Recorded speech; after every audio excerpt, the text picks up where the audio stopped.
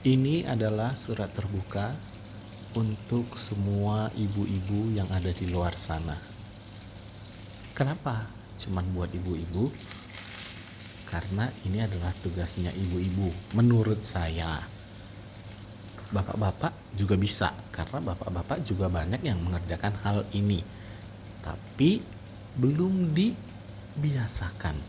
Makanya ini surat terbukanya khusus buat ibu-ibu, khususnya ibu-ibu muda yang baru mempunyai anak di bawah usia 10 tahun.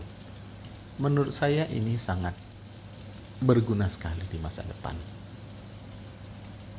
Kenapa saya membuat surat terbuka ini? Karena ini berdasarkan pengalaman.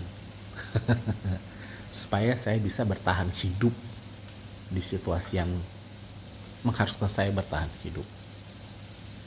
Waktu saya kecil, saya sangat sebal sekali ketika saya disuruh membantu untuk mengulek cabai. Ketika saya harus memotong sayuran, ketika saya harus mengenali bumbu-bumbu masakan. Almarhumah nenek saya itu selalu memanggil kami ketika beliau memasak. Biasanya dipanggil 3 nama, Roy, Raymond, Ricky. 2 orang ini, Raymond dan Ricky, akan menghilang.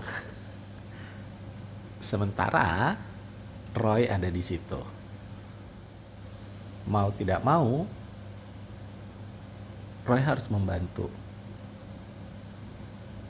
Pengukuran cabai, berapa cabai keriting, cabai rawitnya, bawang merahnya, bawang putihnya, perlu jahe dan kemiri dan apa namanya yang warna kuning, mendadak saya lupa. Saya lupa beneran. Saya lupa yang kuning itu kunyit. Ya, kunyit. Apakah bahan-bahan tersebut diperlukan atau tidak? Saya melakukannya tidak dengan tulus ikhlas. Saya hanya melakukan apa yang disuruh, mengulek. Dan ternyata mengulek itu sendiri pun ada tekniknya. Kita tidak boleh mengulek bawang-bawangan terlebih dahulu baru cabai, karena tidak akan halus dan akan menjadi licin. Jadi harus dimulai dengan cabai terlebih dahulu, masukkan sedikit garam, diulek, lalu masukkan bawang putih dan bawang merah. Lalu terakhir kalau memang ada jahe atau kunyitnya, kita masukkan mereka. Dan itu akan memberikan bumbu yang halus. Dan nguleknya juga dari situ saya belajar bahwa hal yang terlihat gampang itu belum tentu segampang itu. Dan semakin saya tumbuh lebih dewasa lagi, di situ saya belajar bahwa kita bisa memasak apapun tanpa pakem-pakem tertentu. Apa yang kita mau masak sesuai selera kita. Kita tidak perlu mengikuti orang lain. Seperti yang saya masak ini, sebenarnya ini adalah bebek panggang sisa makan malam saya yang tidak habis, dan di kulkas ada bahan-bahan yang tersedia cuman jagung, wortel, cabai, bawang bombay, bawang putih, dan paprika beserta tahu. Saya tumis saja semuanya. Oh, ternyata ada toge. Jadilah makanan ini. Yang paling penting adalah bumbunya pas di mulut kita. Ini yang saya bilang tadi, bertahan hidup. Saya sudah 2 minggu di Hanoi liburan, dan saya rindu masakan Indonesia. Tapi susah sekali untuk mencari. Yang bisa saya lakukan adalah berkreasi. Ini bukan masakan Indonesia, betul. Tapi ada rasa pedasnya. Karena di Hanoi ini semua masakan 95% tidak ada yang pedas. Jadi menurut saya bisa bertahan hidup di negara orang dari hasil kreasi tangan saya sendiri. Beberapa tahun lalu, saya pernah tinggal di negara Irak selama 2 tahun. Saya bekerja di sana, di mana tidak ada restoran Indonesia sama sekali. Ada restoran Cina, tapi rasanya kurang pas. Tapi karena rindu, saya harus kembali ke rumah makan itu untuk mendapatkan rasa yang saya rindukan. Yang terjadi adalah saya bisa bikin pangsit dari mulai bahan tepung-tepungan itu.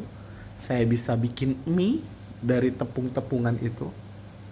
Dan bahkan saya bisa bikin dendeng. Ketika suatu saat tiba-tiba saya pengen dendeng, saya masak dendeng sendiri. Bayangin, bikin dendeng itu gak gampang, tapi saya bisa. Saya aja kaget. Itulah seni bertahan hidup dari memasak ini. Jadi untuk ibu-ibu, kenapa anaknya saya bilang di bawah 10 tahun? Karena yang paling enak untuk diajak kerjasama adalah mereka. Ajarkan mereka mengenai bagaimana menyalakan kompor, bumbu-bumbu dasar, rasanya seperti apa. Setelah itu nanti mereka akan mengembangkan sendiri. Percayalah, seperti saya juga mengembangkan apa yang saya tahu ini sendiri. Ketika saya tidak ada teman, tidak ada saudara, tidak ada seseorang yang bisa membantu saya masih bisa membantu diri saya sendiri untuk bertahan. Jadi sekali lagi, buat ibu-ibu muda di luar sana, ini surat terbuka untuk Anda. Ajarkan anak Anda untuk bisa bertahan nantinya di saat dewasa.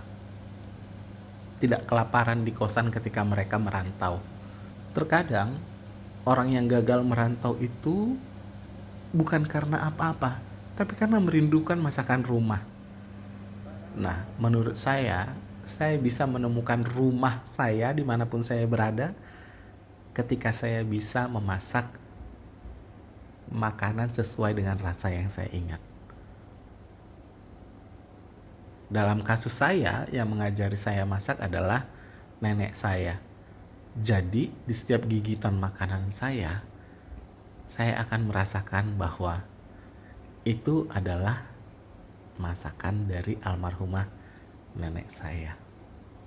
Saya puas, saya bangga, saya senang, dan yang paling penting, saya kenyang.